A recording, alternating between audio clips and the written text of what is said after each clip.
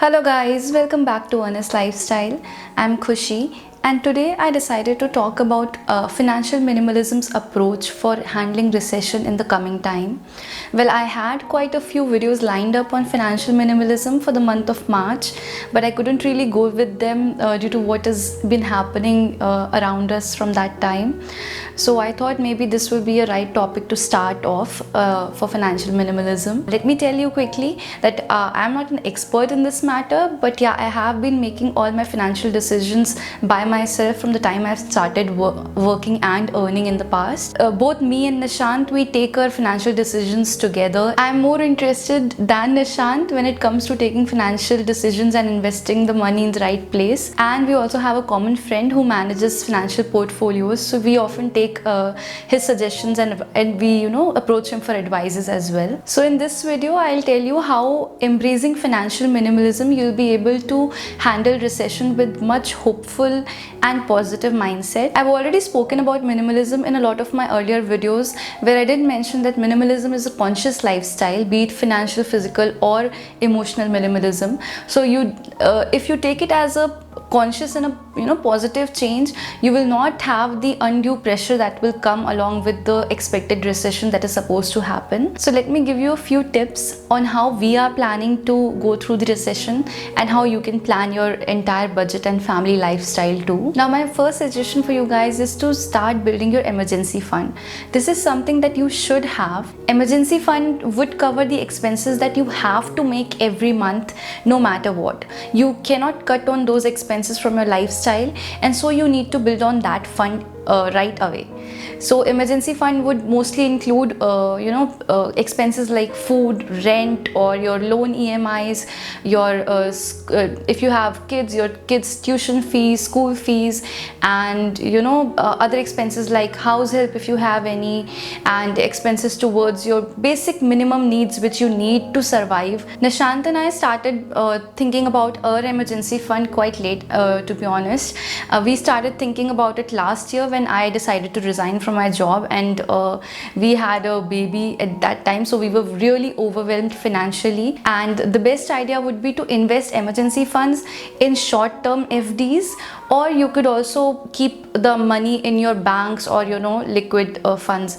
So it should be something which you can easily have it back, or break the FD and use the money when you need it immediately. And also I would suggest one more thing, that when you're putting emergency fund, make sure you choose the right and the safe banks, because with recession there's quite a possibility that the banks might start defaulting, and this could have a very negative impact on your savings. So it's always good to go with either publicly known and safe banks or government banks, which will have very less chances of defaulting or collapsing due to recession. So this is another tip. So my next tip would be to reduce your expenses. You need to jot down all your expenses and see where you can cut, and how you can save money. Every rupee counts. So I'll give you quick few examples. For instance, I had 2 SIM cards. I realized that I didn't really need the second SIM card, so I cut down that expense, and on average SIM card money, it would cost somewhere around, the bill would be 300 or 400, 500, somewhere like that. Now imagine if you are a family of 4 to 5 people and all of you have dual SIM cards. If you could cut down on those SIM cards, you will end up saving somewhere between 1500 to 2000 a month. Another example would be debit cards and credit cards. A lot of people have multiple debit cards and credit cards. Now every bank charges at least 50, 150, 200 or some amount of money for the debit card. So you could cut down on the debit cards. You don't really need those many debit cards. Same goes for the credit cards. Now there are few banks which provide free credit cards, like you don't have to pay for them anything.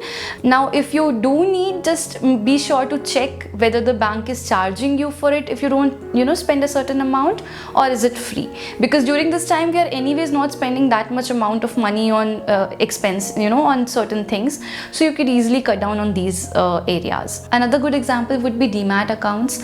A lot of people usually have more than one demat accounts, and they're charged around 1,000 or 1,500 yearly for that. So you could also cut down on those expenses. Maybe you could cut down on your Amazon Prime or Netflix or your cable connection expenses, because honestly a lot of people own all 2 or 3 of it. Now you cannot cut down on your food expenses and your living expenses, because that is something it's very difficult to do.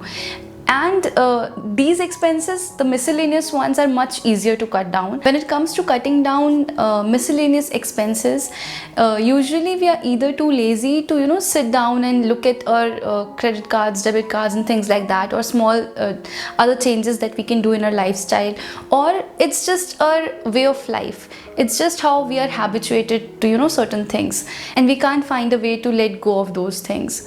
So it's very important that since we are at home and we have a little more time than the usual, to look at all of these expenses and reduce them as much as possible. In my next suggestion, I want to talk about loans. So don't go for any unwanted loans that that might overwhelm you, the car loans or the personal loans, unless and until you absolutely need it. And if you already do have a loan, then don't pay anything extra towards the EMI for at least 6 months or 1 year, because for 1 year if you even pay a little amount extra towards the EMI, you won't make that much difference towards the principal. I mean, it will make, but it will not be that a big amount. However, that same amount, if you save, it will help you sustain through the recession. For instance, if you have a EMI of 25,000 and you pay 40,000 every month to cover the principal amount, then you could easily cut back on that and pay just 25,000 for 6 months, and the remaining 15,000 will help you towards the time through the recession. So from next month onwards, even we are not going to pay anything extra towards our EMI. Instead, we will save that money up for in case we need it. So my next suggestion is that after taking care of emergency funds, if you have some money, invest it towards the long-term plan. Invest them for a period of 3 to 4 years, because once the economy starts to recover, you will end up making a good amount of money during that time. These investments will be very fruitful in the long term.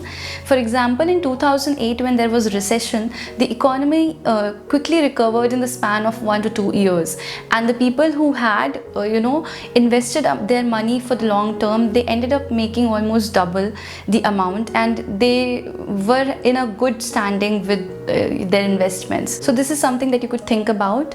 Now, if you are new to investments, please don't explore during this time. It's always a good idea to take suggestions or advices from someone who already knows enough about investments. But yeah, parking your money towards equity in this time will be really good if you can. Investing some portion of your income is always a good option.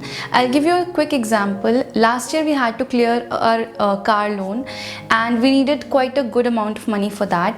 Even though I had resigned, I was able to help with almost 1.7 lakhs of rupees towards the loan payment.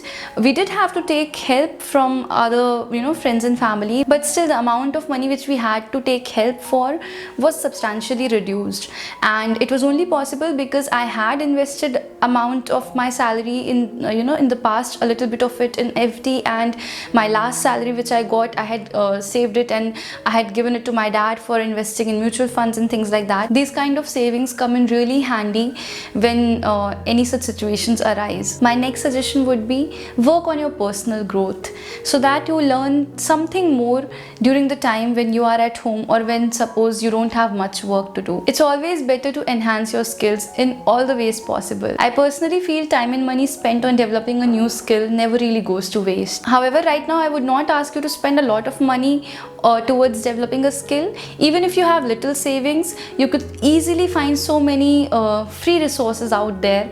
Just Google things and you will get hundreds of documentations, courses on online to learn and develop skills.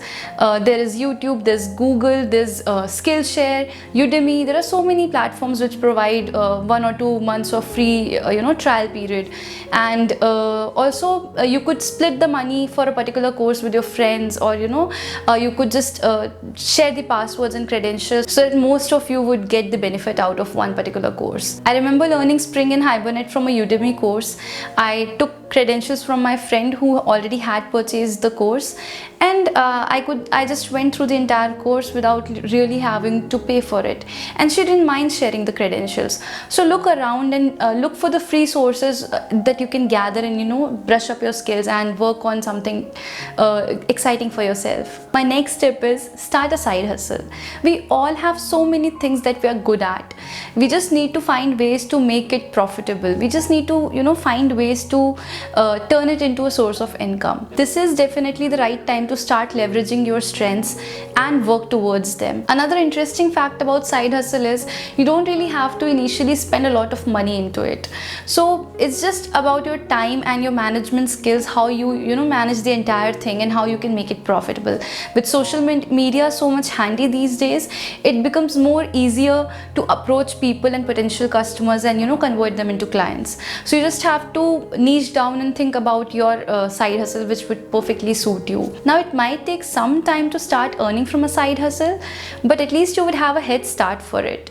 And you will be much ahead than a lot of people who are still thinking about pursuing it. So it's always a better option to start it and let it be a work in progress side by side. Few examples of side hustles would be starting a blog, content writing, being a voiceover artist, or even starting a YouTube channel, then taking tuitions, being a photographer. There are so many things that you can indulge into and slowly make income from it. Guys, I'm asking you to embrace financial minimalism and take it in a positive way, because if you do so, you will make smart choices financially in future as well. For example, if you now take all of the financial decisions of cutting back under a lot of pressure and stress, then when you make money in the future, you will end up hoarding things, because you would want to have all of the things that you could not have in these many months.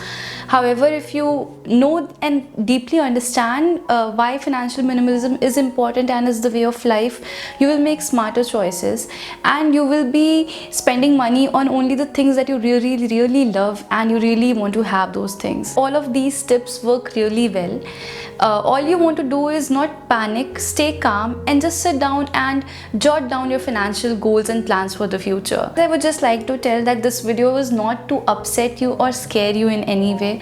It was just to help you prepare better for any of the economic setback that we might see in the coming future. I hope you found this video helpful. If you did, please give it a thumbs up, share it with your friends and family, subscribe to my channel and press the bell icon for more videos on emotional health, minimalism, productivity and low waste lifestyle. See you soon. Till then, stay happy and take care.